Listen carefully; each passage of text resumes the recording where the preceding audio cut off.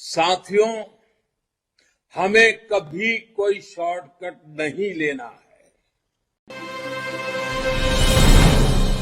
जनसंघ के जमाने में हमारे कार्यकर्ता, हमारे पुरानी पीढ़ियां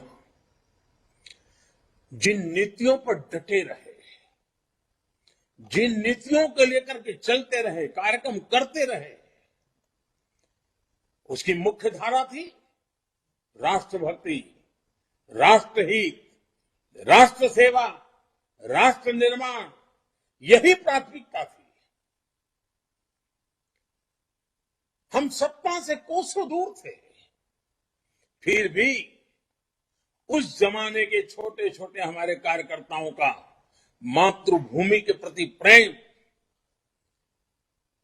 राष्ट्र सर्वोपरि की निष्ठा, उसमें इतनी ताकत थी कि सत्ता के पर बैठे काबिज बड़े बड़े लोगों को भी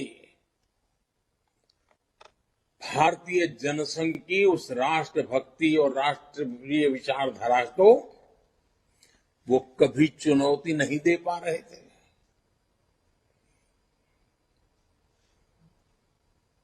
जाने अनजाने में भी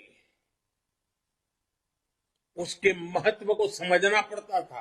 स्वीकार नहीं करते थे, समझना पड़ता था। और आज भाजपा की नीतियां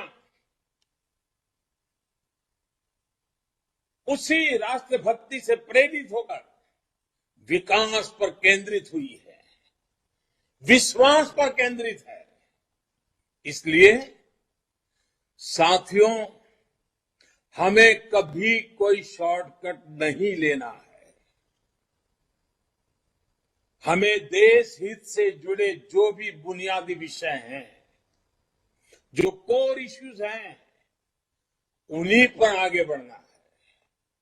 कदम को दाएं बाएं जाने नहीं देना है, जुबान को इधर उधर फिसलने नहीं देना है। और ये कोर इश्यूज क्या है? गरीब का कल्याण, गरीब का जीवन आसान बनाने के लिए, गरीब को सशक्त करने के लिए हमें लगातार काम करना है। हमें कभी भी भटकना नहीं है। और मैं आपको सतर्क भी करूंगा, आपसे आग्रह भी करूंगा कि आपको विकास से जुड़े मुख्य मुद्दों से भटकाने की लाख कोशिशें होंगी, लेकिन आपको देश के विकास से जुड़े विषयों पर ही टिके रहना है।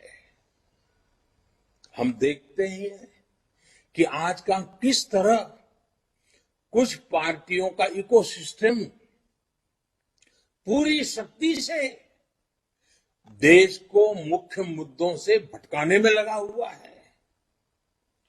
हमें कभी ऐसी पार्टियों के जाल में नहीं फंसना है। मैं जानता हूं कि आप अपने संवादों में,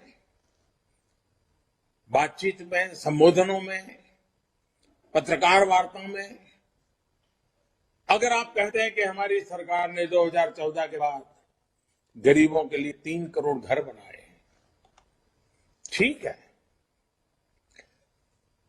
वो खबर कोई फ्रंट पेज पर नहीं छापेगा, टीवी के पर्दे पर नहीं दिखाई देगी। अगर आप कहेंगे कि 50 करोड़ से ज्यादा लोगों को 5 लाख रुपए तक का मुफ्त इलाज की व्यवस्था हमने की है, हो सकता है कोई उसको कान पे न धरे। 8,000 से ज्यादा जन औषधि केंद्रों की बात अगर हम करें तो हो सकता है टीवी में, मीडिया में, अखबार में सुर्खियों में नजर न भी आए। मैं जानता हूं कि आप 10 करोड़ से ज्यादा छोटे किसानों के बैंक खाते में सीधे पैसे ट्रांसफर करने की बात करेंगे। हो सकता है उसको भी नजरअंदाज कर दिया जाएगा, उसको भी कभी अखबार के पन्नों पर नहीं दिखाई देगी, टीवी पर नहीं बताया जाएगा। हो सकता है। मैं जानता हूं कि आप हर घर जल की बात करेंगे, हर गांव तक ब्रॉडबैंड कनेक्टिविटी की बात करेंगे, आप देश में डिजिटल क्रांति की बात करेंगे, फिनटेक की बात करेंगे। डिजिटल ट्रांजैक्शन की बात करेंगे। ये इकोसिस्टम उसको तवज्जो नहीं देने देगी, उस बात को आगे नहीं बढ़ने देगी।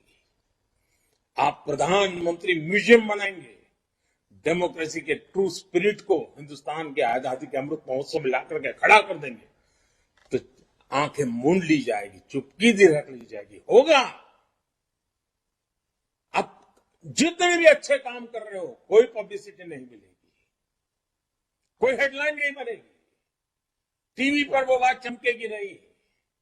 लेकिन इन सब के बावजूद भी साथियों, हमें अपने मार्ग पर डटे रहना है, विकास के मुद्दों पर टिके रहना है, देश हित के मुद्दों पर टिके रहना है।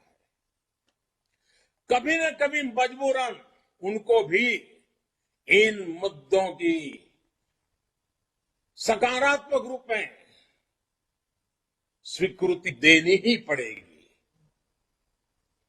बस हम इस इकोसिस्टम के गब्बारों में उसको एड्रेस करने की कोशिश में न लगे जाए।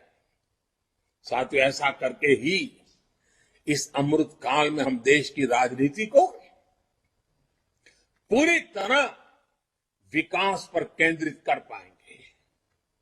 साथियों, एक और कोशिश जो हम सबको करनी है, वो है ज्यादा से ज्यादा लोगों को भाजपा से जोड़ने की। करोड़ों की सदस्य संख्या हमारा गर्व बढ़ाती है, लेकिन हमें फिर भी रुकना नहीं है। हर क्षेत्र के लोग, हर समाज के लोग, हर कोई